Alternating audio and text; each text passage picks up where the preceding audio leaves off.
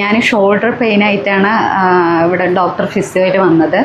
3 മാസത്തോളം ഉണ്ടായിരുന്നു ഈ പെയിനായിട്ട്. അപ്പോൾ ഞാൻ വേറെ ഹോസ്പിറ്റലൊക്കെ കാണിച്ചിട്ടുണ്ടായിരുന്നു.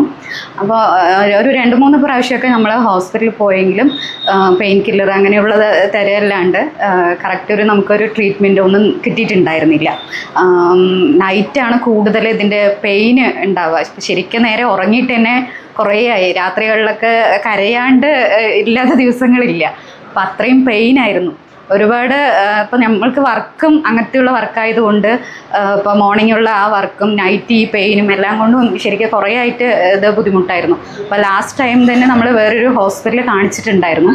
അപ്പോൾ നമ്മൾ ഇത്രയും സീരിയസ് ആയിട്ട് നമ്മുടെ എത്ര പെയിനാണ് എന്താണെന്ന് പറയുമ്പോൾ പോലും എനിക്ക് അവർ വലുതായിട്ട് അത് ശ്രദ്ധിക്കുന്നതായിട്ട് എനിക്ക് തോന്നിയില്ല. ജസ്റ്റ് ഇതേപോലെ പെയിൻ കില്ലർ മാത്രം എഴുതി തന്നിട്ടുണ്ടായിരുന്നു. അപ്പോൾ ഞാൻ ഇനി ഒരിക്കലും ഹോസ്പിറ്റലിൽ പോവില്ല, കുഴപ്പമില്ല, ഇതിങ്ങനെ തന്നെ ഇരിക്കട്ടെ എന്നൊക്കെ വിചാരിച്ചിട്ടാണ് ഇരുന്നത്.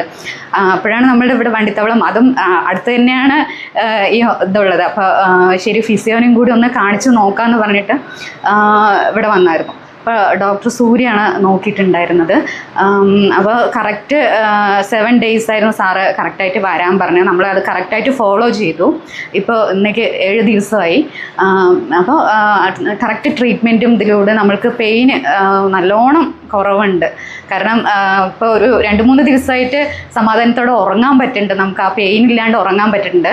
അപ്പോൾ സാറ് പറഞ്ഞത് കറക്റ്റ് ഇത് ഫോളോ ചെയ്യൂ, കാരണം ഈ 7 days എന്ന് പറയുന്നത് അത് കറക്റ്റായിട്ട് ഫോളോ ചെയ്യുമെന്ന് പറഞ്ഞിട്ടുണ്ടായിരുന്നു. അപ്പോൾ അത് നമ്മൾ കറക്റ്റായിട്ട് ഫോളോ ചെയ്തതുകൊണ്ട് ഇപ്പോൾ പെയിന് നല്ല സമാധാനമുണ്ട്. വളരെയധികം സന്തോഷം, സാറിൻ്റെ അടുത്ത് നല്ല താങ്ക്സും ഉണ്ട്.